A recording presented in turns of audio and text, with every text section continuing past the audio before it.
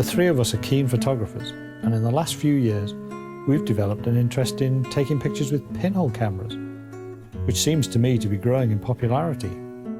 I think it was an Arab astronomer who first discovered the concept of a pinhole camera around about the 10th century, but it wasn't until 1850 that a photograph was made using a light-proof box with a pinhole at one end instead of a lens, and a light-sensitive plate at the other.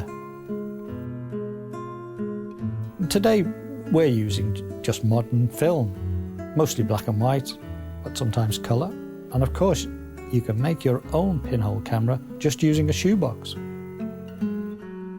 The images produced by a pinhole are in focus right from close up to the camera to the horizon,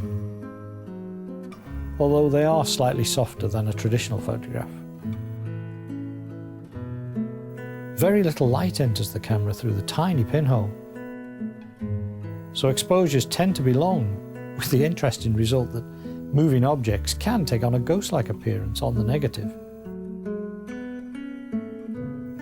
This type of camera doesn't have a viewfinder to look through, but we found that we can usually rely on the camera's extreme wide angle of view to cover most subjects adequately.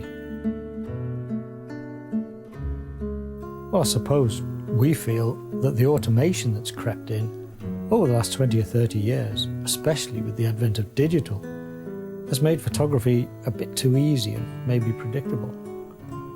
With a modern camera, you rarely have to think very much about the technique involved.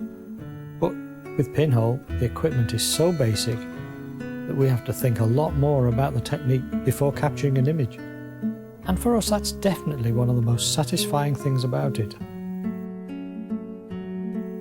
We've recently been using our pinhole cameras on a project at Levens Hall, which is a wonderful Elizabethan house in Cumbria, famous for its topiary gardens.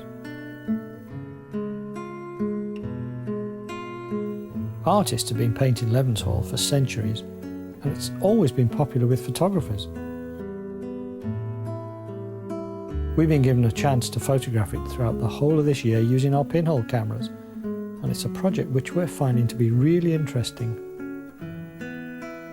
The aim of the project is to capture a different perspective from that of traditional photographs.